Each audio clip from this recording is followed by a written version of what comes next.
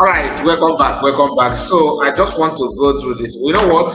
We're not going to waste much time. I expect you to like the video and share it on any platform of your choice.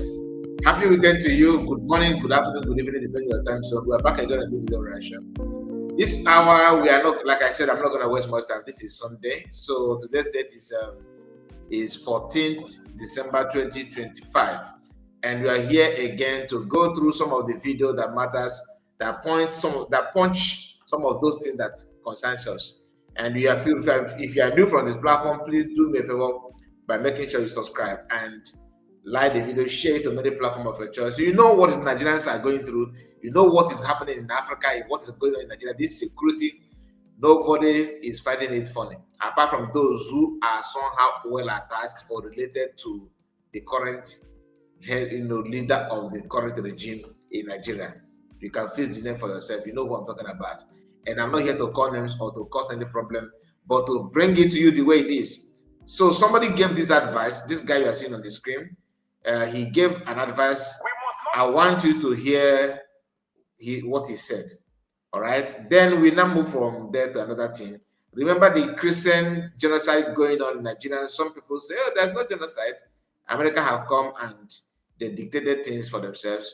But before we move to there, for that one, hear this. We must not allow anyone divide us along ethnic, religious line. This one thing has been their problem. This is their problem.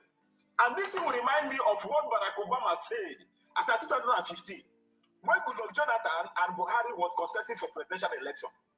Barack Obama from the United States of America, all the way to the United States of America, said one thing. Keeping Nigeria one is a tax that must be accomplished. Do you know what? That is true. He said it. You see all this problem in Nigeria? All this buying, Naira devaluation, all the problem of Nigeria combined together. Combine all of them together.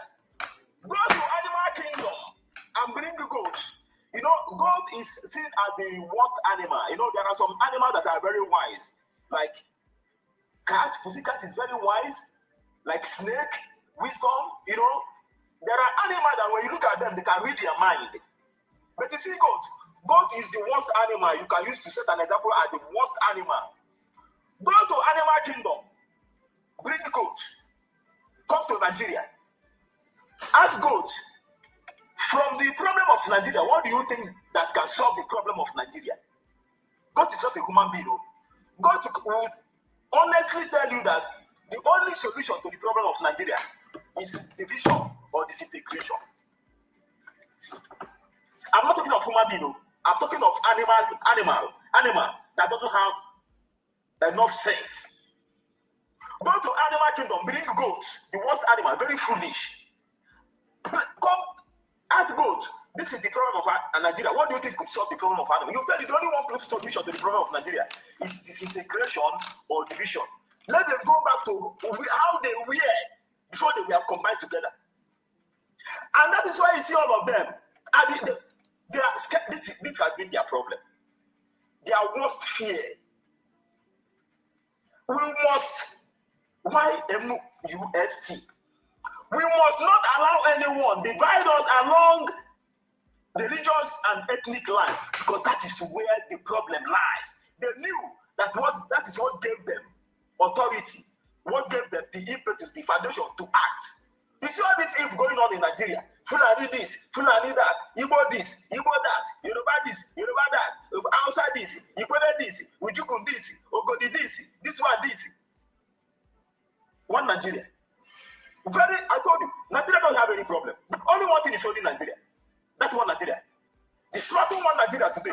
Disintegrate one Nigeria today. Divide Nigeria to everything will come on end. Gospel they truth. Peace. They know. I've said it before. They know. Who doesn't know that? We must not allow anyone to divide us along ethnic and religious lines, because he knew that is the solution to the problem. If not that, no Fulani will have such power. Who are the Fulani? Who? How many are they? Atiku Abubakar. That was why all of them on no man can kill him, as refined as Mazen Namdekan is, as educated as he is, as peaceful as he is. All of you got up and tag him, terrorist. just to keep Nigeria one. Yet, the whole thing is showing. It's evident. They can't even handle it. Nigeria, the way it is today, is because of one Nigeria. It's true. Everybody knows that. And it's going to consume, even you, it's going to consume everybody. Nobody's safe. One Nigeria is like what is happening in Nigeria now.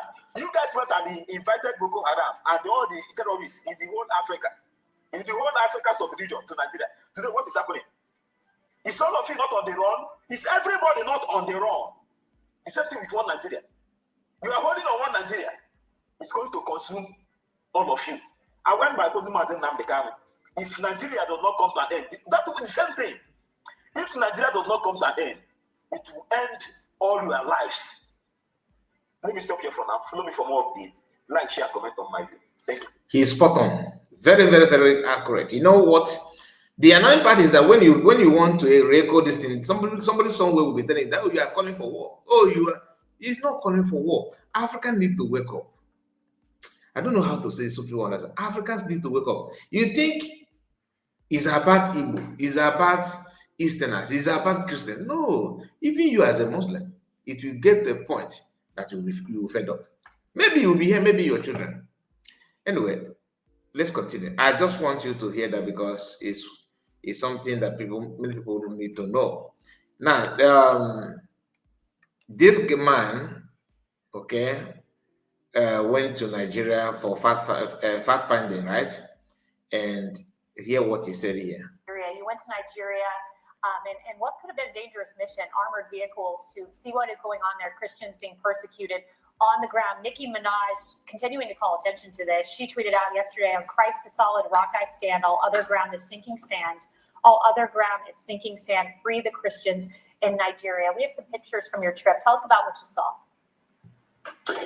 Well, it was really heartbreaking, Kaylee. It really was. I'd met a woman who had unfortunately had to witness all 5 of her children murdered right in front of her. I met another woman, and these were all folks in internally displaced camps. She had lost her husband, her 2 daughters, and the Fulani Islamic radicals had murdered her unborn child and taken it out of her. And she survived that. And they are all living in these internally displaced camps. There is a systematic genocidal campaign by the Fulani Muslim radicals in the middle belt of this country to push these Christians off of their ancestral land. Now, I will say this, though. We did have a positive meeting with the Nigerian government. We do have positive things that are coming out of that government that I think that is going to put us on a path where we can come up with a strategic security framework and a cooperative agreement where we can start to address these things. Obviously, first and foremost, my concern, the president's concern, is these Christians who are being slaughtered, our brothers and sisters in Christ, but also the terrorist threat that they face in the northeast of the country, which is Boko Haram and ISIS, which are obviously terrible, terrible perpetrators in the unwanted death of Christians, even non-Christians, Muslims, everything alike. We've dealt with them for a number of years, but the problem is 2-tiered, but we have to address this Christian persecution and genocide that's happening in the middle belt of this country. For sure. And thank you for keeping a focus on it to President Trump and Nicki Minaj as well. Thank you. All right. That is the message from him. And remember, some people say globalists are talking and all that, but some of them are hitting the punchline. And this one happened before now, all right? And this happened to be Nigerian, one of the diplomats, this man here, and he jammed another Iranian lady who understands what it is, what it takes to live with people that have the jihad mentality and all that. The West people, because even today, there's an incident that took place in Australia. Maybe if you have time, we're going to touch light on that. But I just want to make a quick reaction on this based on what this guy said. And I want to connect it to what the report from this, American congressman and this one. But if you pay attention to what is going on, the Jews are going through a lot, in the world. The same thing is what they want to do to all the Christians. Before now, they think it's a battle between Jews and Muslims. No, it's not any non-Muslim. You are a target.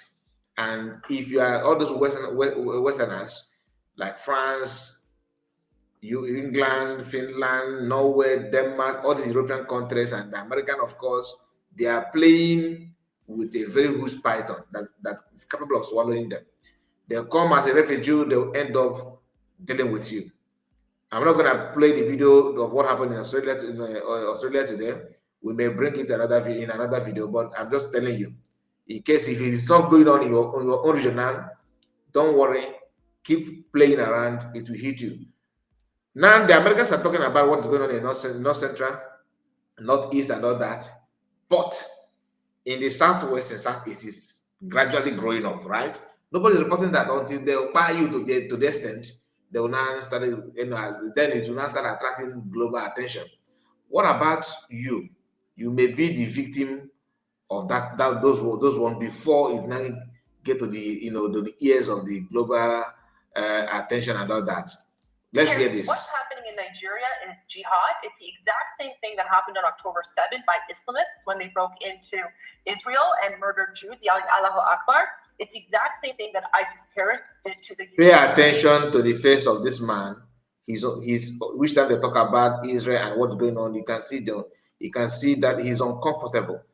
Listen, I'm going to take it back because of his face. Focus on his face. Here's what's happening in Nigeria is jihad. It's the exact same thing that happened on October 7th by Islamists when they broke into Israel and murdered Jews, yelling Allahu Akbar. You see how he just moved his mouth? Uncomfortable because they mentioned something that he already knows something about. Watch. The exact same thing that ISIS terrorists did to the Yazidis in Iraq. It's the exact same thing that happened in Lebanon.